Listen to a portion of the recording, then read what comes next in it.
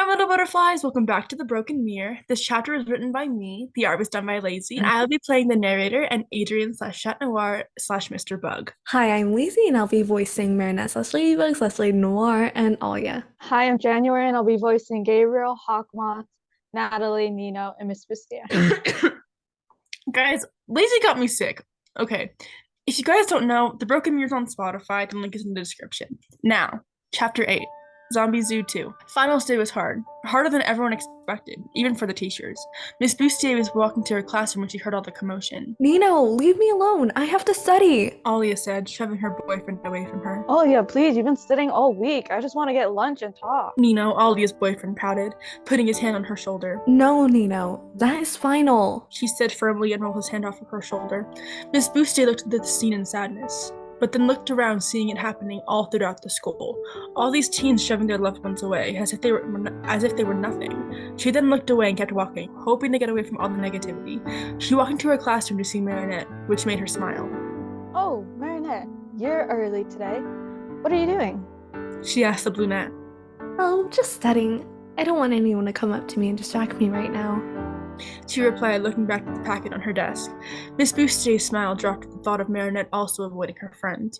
Miss Bustier sat down, thinking about how all these kids only thought about their education during that time. Yes, it is important, but not to the point where you should avoid and cut off everyone. She felt the sadness clouding her, and also anger. They are children. They shouldn't be cutting people off for this, she thought. Miss Bustier pulled out a picture of an ultrasound. Her ultrasound. She held it to her hand under the desk, out of sight from anyone who came in and stared at it. She knew that if she focused on her studies, she wouldn't be holding it. Miss Bustier, watch out! Marinette screamed from her desk. The purple butterfly flew into the picture. Ah, we meet again, Zombizou, she heard a voice in her head say. Moth? She faltered, her voice almost as soundless as a whisper. Ignore him, Miss Bustier! Marinette cautioned with panic in her voice as she ran towards her teacher. Don't you want to make it so that these kids don't focus on their studies, but love? Isn't love the most important thing? I can give you the same powers as before, except this time, if someone gets kissed, they will tell their loved ones that they love them.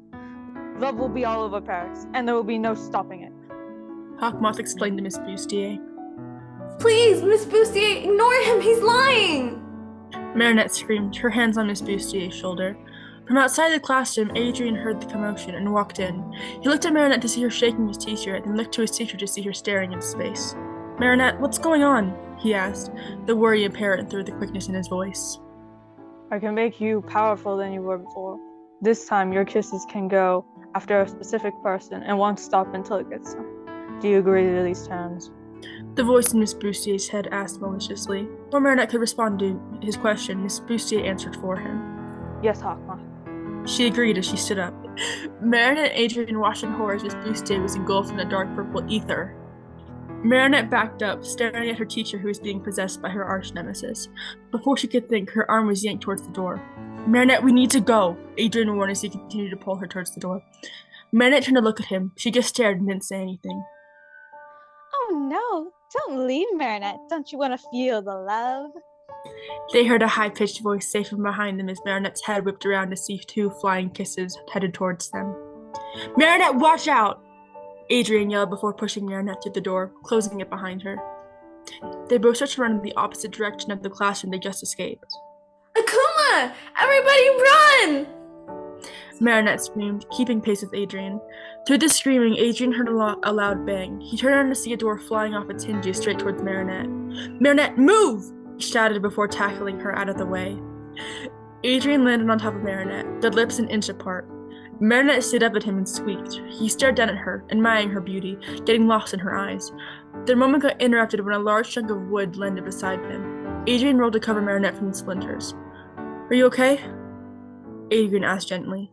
Yeah, I'm fine, but can you, get off of me? She stuttered, her face warming. Oh, yeah. He fumbled and crawled off of her. Feel the love, my lovelies, Zombizou urged, swiping kisses from her lips. They looked up to see hundreds, maybe thousands, of kisses spreading throughout Paris. At least 100 came for them. Adrien, run! Marinette panted and ran towards the door. Damn, this girl's fast. Adrien thought, watching her disappear. When he turned the corner, he didn't see her. She disappeared, nowhere to be seen. He looked around for her but couldn't find her. Marinette? Marinette? Adrien screamed, panic building up. She's safe, don't worry. He heard a voice say, then saw a red blur landing in front of him. Ladybug? He stuttered. Come here, my lovelies. Zombizou sang, skipping through the streets of Paris as everybody else ran. Seeking shelter as they screamed for help. You're not going to escape me this time, my lovelies. Go, my kisses, and possess everyone with love. She instructed, swiping more kisses off her lips and watched as they spread throughout Paris. Hello, Zombizou. How are you this meowful day? Noir smirked as he landed on the rooftop in front of Zombizou. Oh, it would be lovely once everyone cares more about love than anything else. Ladybug landed next to Noir. Love can't be forced. It has to be formed over time. Well, I think differently. She swiped her lipstick over her lips. Go, my lovelies. Zombizou directed and let 2 kisses come off of her lips. The kisses were faster than the first time she was akumatized, making it almost impossible for them to see. Ladybug and Noir jumped off as quickly as they could. They seem faster this time, right? I'm not going crazy? Noir asked, Ladybug running across the roof. Nope, they're definitely faster this time. She agreed and turned around to still see the 2 kisses chasing them. We have to lose them. Ladybug announced and dove into the Seine. After you, milady, Noir responded before following her into the water. The bubbles surrounded them as they grabbed their tools to use as a way to breathe. They looked up to still see the kisses floating directly above them.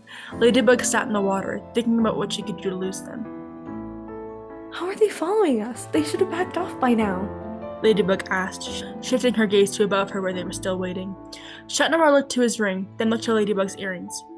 I have an idea. Ladybug turned to him and gestured for him to continue. What if he's tracking us because of our costumes and DNA, if you will? So what if we switch our Miraculouses so that our kisses couldn't recognize us? He explains. She stared at him in awe. He's amazing. She thought. You're a genius. She blurted out and hugged him.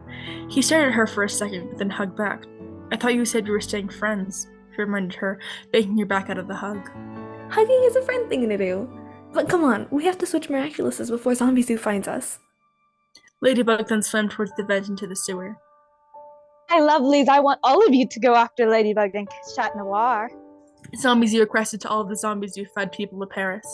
It's Lady Noir and Mr. Bug to you, Mr. Bug remarked, laying near Zombizou. I gotta say, I love this braid. Lady Noir beamed, flicking her hair. Well, dearie, that braid won't save you from this. Zombizou said as hundreds of people underneath the love spell surrounded them. Mr. Bug and Lady Noir were back to back, and they searched to see if anyone was about to attack. You might want to use that lucky charm of yours. Lady Noir suggests, holding up her staff. He looked around. Cover me, he said as Lady Noir nodded. Lucky charm! He said and threw his yo-yo in the air. When all the paint disappeared, a hand sanitizer bottle that was covered in black spots fell down into Mr. Bug's hands. A bottle of hand sanitizer? What am I supposed to do with this? He asked, holding it in one of his hands. Lady Noir was about to respond when all of a sudden the people started running towards them. Mr. Bug used his yo-yo to fly onto a taller building, his feet barely out of the zombie's grasp. Lady Noir tried to use her staff, but when she took off from the floor, the Zombizou-fied people knocked over her staff, making her fall into the sea of people. He threw his yo-yo at the group of people, having the intention of grabbing Lady Noir. A few seconds later, the feline-like girl landed in front of Mr. Bug. When he looked at the girl, her face was covered in kisses, even one on the right side of her mouth, which made Mr. Bug a tad jealous. Well, this is just perfect, she remarked, looking at her suit that was littered in pink kiss marks. Now is not the time for jokes, milady, he said. You have to go before I turn into that. She looked at the group of people on the street and pointed. He looked at her, then looked at Zombizou, who was sitting on top of the Eiffel Tower. Be careful, okay? He said to her, his voice soft. She nodded in return. He then used his yo-yo to grapple to the Eiffel Tower. Zombizou! He yelled, to which she turned around. Looks like your little minions didn't finish the job for you. He scanned his surroundings, his vision being filled with things that he could do to deakumatize Zombizou. He then grabbed the hand sanitizer and squirted it onto his yo-yo. Your hands must be dirty from all the crawling around Paris. Why don't you clean up? he said and threw his yo-yo at her hands. The hand sanitizer spreading on her hands, making it so she wouldn't want to touch her lips. Disgusting! She shrieked, rubbing the hand sanitizer into her hands. Mr. Bug took that opportunity to grab the picture and rip it in half. The Akuma fell out of the picture. "No more evil-doing for you, little Akuma," he said and captured the Akuma. "Time to de-evilize!" He closed the yo-yo on it. "Gotcha. Bye-bye, little butterfly," Mr. Bug recited as he let the now pure white butterfly fly into the world. "Miraculous Mr. Bug!" He finished and threw the hand sanitizer into the air. Little ladybugs flew throughout Paris, fixing all the people that became love zombies during the attack, and the damage caused by them. He turned around to see Miss Bustier sitting on the floor with a picture in her hand. Lady Noire then landed next to Mr. Bug. Well, seems like you're in a time crunch. She points to the earrings. Mr. Bug heard the beep in his right ear and jumped away with Lady Noire following. They made their way to the same spot under Paris in the sewer where they first switched the Miraculouses earlier in the day. "Spot's off," Mr. Bug said at the same time Lady Noire said. Claws in. Tiki and Plagues then emerged from within the pieces of jewelry. Adrien and Marinette then took off their jewelry and handed it to the little flying creatures, who then flew to their rightful owners. Oh, and Shah? Marinette started, handing Tiki a macaron. "Yes, m'lady?" Adrien said, watching Plague fully consume the piece of cheese. I just wanted to let you know, someone might know who I am. She said. "What? M'lady, how? What? No!" He stutters. Okay, they might not, but someone stole the key to my diary and the rose you gave me, so I just want you to be careful. I write everything in there, so if someone read my diary, they would know who I am. I want you to be cautious, okay? She said, then whispered the words to transform. "Claws out. Well, m'lady, have they stolen your diary?" he asks. Oh, it's still in my room, but they could have read it when they went into my room. She said, walking to the other side of the wall where Shad is. "Well then, m'lady, I shall be cautious. For you," he said and kissed her hand. She blushed, probably the same shade as her mask, but she looked away to hide her tomato face. Shah? She warned. He chuckles. "I know, m'lady, but I'll see you later," he said, stepping away from her. Bye, Shah, he said. Then he ran around the corner and out of the sewery, but then she whispered under her breath. I love you. Chapter 8 done. This chapter was inspired by Miraculous Season 5's passion, so if it seemed familiar, that's why. From now on, I'm going to be doing these endings, but now, bloopers. Nino! Oh shoot, how do I do Alya's voice? Okay, hold on guys. I'm hoping to get away from my negativity? What? Okay. Yeah, they're just snap! I was like, are we killing people? I didn't think this was a thing in here. I was like, okay. This show slowly turns from TV7 to rated R within seconds. I can give you the same power as before, except this time. Why am I British? British lazy. Lady Noire says, no, that's, no, naughty. Mr. Boo? He's not Boo. Mr. Bug remarked. Okay, no, Mr. Bug isn't Boo. Chat Noir is Boo. But I hate doing this. I'm sorry, lazy. I feel you now. Lucky Charm!